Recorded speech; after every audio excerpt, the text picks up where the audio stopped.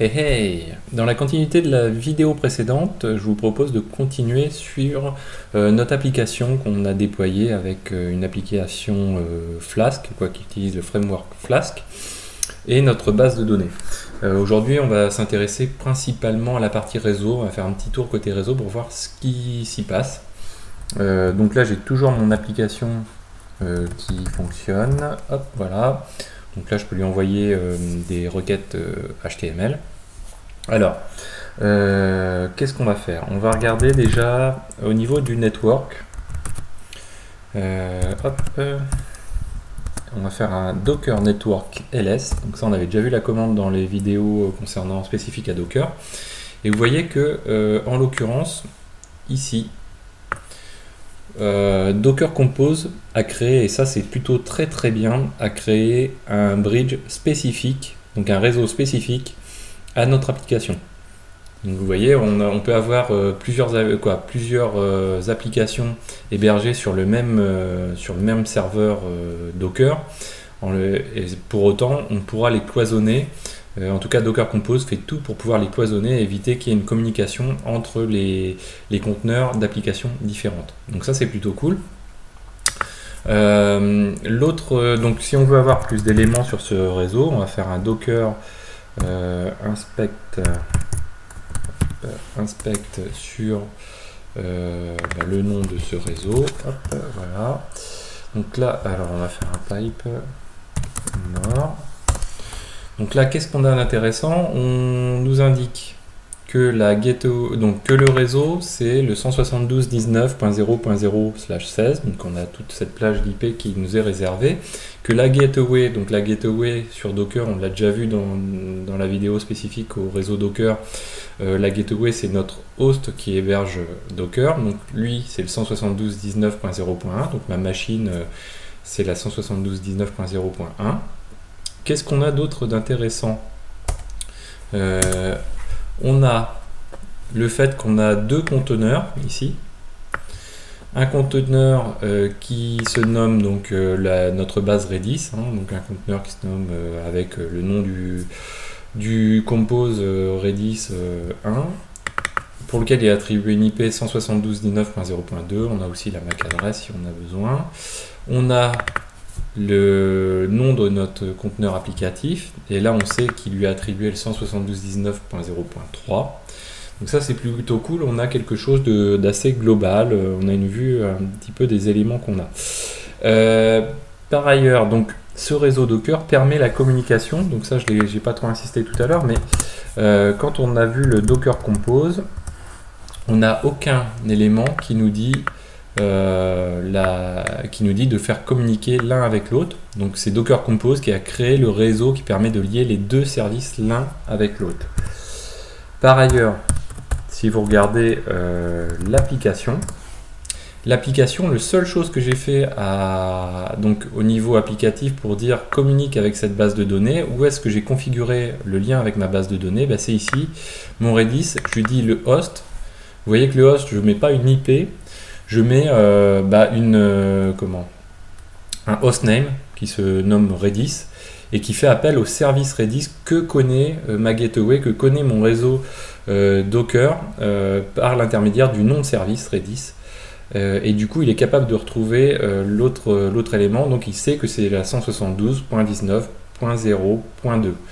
Donc ça, c'est extrêmement cool, ce qui permet, en fait, si on se rend dans le conteneur, si je fais un docker exec -ti, le nom je m'en souviens plus, donc docker ps d'abord, docker exec -ti, et là je vais me rendre dans la machine applicative, voilà, avec un shell, et si je fais un ping de Redis, et vous voyez que le ping fonctionne, donc pour le nom Redis, il est capable de dire voilà, ça correspond à la 172.19.0.2, donc c'est bien ma machine de base de données, il est capable de faire un ping avec. Donc ça c'est plutôt cool. Par ailleurs, on va faire un truc, on va installer donc un apk add nmap. Moi j'aime bien nmap. Donc nmap, si vous ne le connaissez pas, c'est à découvrir, mais en tout cas c'est un formidable outil au niveau réseau pour faire du scan de port, des choses comme ça. Donc si je fais un PM sur Redis en spécifiant que j'ai un port 63-79, je crois que c'est Redis. Voilà. Donc là, vous voyez qu'on a bien une communication donc vers le host Redis, donc notre host de base de données. Quand on est dans le conteneur applicatif, si on veut faire voir si on accède à la machine Redis avec le port de base de données donc de Redis qui est le 63-79, ben on peut le faire. Il nous dit voilà, oui, le port est ouvert. Alors est-ce que d'autres ports sont ouverts? On va faire un test, on va se mettre sur, je sais pas, mettons le port 80. Et là, vous voyez que le port est clos. Si je fais un nmap plus générique, donc sans spécifier de port d'ailleurs, hop, voilà. Normalement, on ne devrait pas avoir grand chose d'ouvert. Donc il nous dit que en gros, on a hop, juste tous les ports sont clos, donc tous les premiers ports en fait sont clos. On n'a pas fait un scan global, mais globalement, ce qu'il faut en retenir, c'est que on n'a bien que le port Redis qui est ouvert entre notre machine applicative et la machine base de données. Donc ça, c'est plutôt cool. C'est d'autant plus cool que si je fais donc si je me mets sur mon host, que je fais un nmap -pm, donc là on va pas mettre la Redis, on va faire la 172.17.0.2. donc là ça correspond à notre machine Redis, mais je rentre l'IP puisque je suis pas sûr que ma gateway connaisse par le nom directement l'IP. Sache résoudre le DNS, et si je fais le port 63-79 comme si j'étais comme ce que j'ai fait dans mon conteneur tout à l'heure. Donc là je teste, et vous voyez là c'est intéressant parce qu'en fait à partir d'une autre adresse IP au sein de mon réseau, je ne peux pas découvrir le port de ma database Redis quoi, en fait. Donc on a quand même quelque chose de très très bien ficelé de ce côté là au niveau réseau. Donc niveau réseau, tout à l'heure ce que nous avions vu c'était ici, voilà, on a un réseau, vous voyez que le nom qui lui est attribué c'est default, donc ça c'est pas super génial. On aurait pu travailler un peu plus les choses quand on rédige notre compose, notre docker compose. On peut ici, et là vous allez voir c'est plutôt cool, ici on peut spécifier networks. Et là, on va dire par exemple backend. Ici, on peut spécifier networks .backend. Et donc là, du coup, ça veut dire que ces deux machines-là vont pouvoir utiliser le réseau backend. Ici, on va ajouter ici networks et backend. Donc en gros, ce que je viens de faire tout simplement, c'est avec mon format YAML, je viens d'ici de créer un réseau qui s'appelle backend, et je dis que ces deux machines-là utilisent cette patte, ce réseau backend. Je pourrais aussi créer un réseau front-end. Je pense que là, ça devrait fonctionner. Et le front-end, on va l'utiliser par exemple pour le côté applicatif. Donc voilà, en gros, je pourrais faire quelque chose comme ça, plus fin.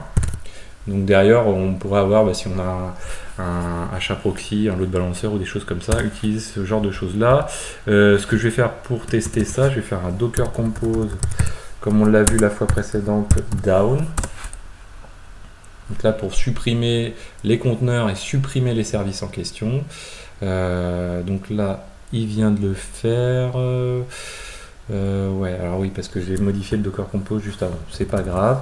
Si je fais un up -build pour qu'il reconstruise l'intégralité des éléments. Donc là, il crée, alors ça passe très vite, il crée les deux réseaux ici, Creating Network, qu'on voit rapidement, back-end et front-end. Donc ça, c'est cool. Et c'est lui qui va automatiquement les affecter à nos deux conteneurs en question. Donc au conteneur base de données, au conteneur applicatif. Donc ça, c'est assez intéressant. On va voir après ce qu'il va avoir fait. Ah ouais, alors là c'est pas cool ce que j'ai fait. On ressort. J'ai oublié de mettre un "-d" des tâches et ça va pas être super pratique. Donc on fait un docker compose down. On recommence. Ok. Et je vais faire un up-d-build. Voilà, on reconstruit tout. Donc là c'est parti. Hop. Donc on attend qu'il nous rende la main.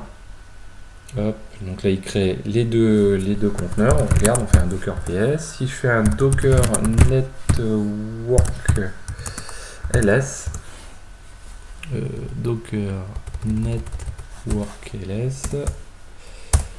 Voilà, donc là vous voyez que c'est plutôt cool. Alors bon, là il y a le default qui est resté parce que je ne l'ai pas bien supprimé tout à l'heure, mais sinon normalement on devrait avoir que deux réseaux, le front-end, le back-end.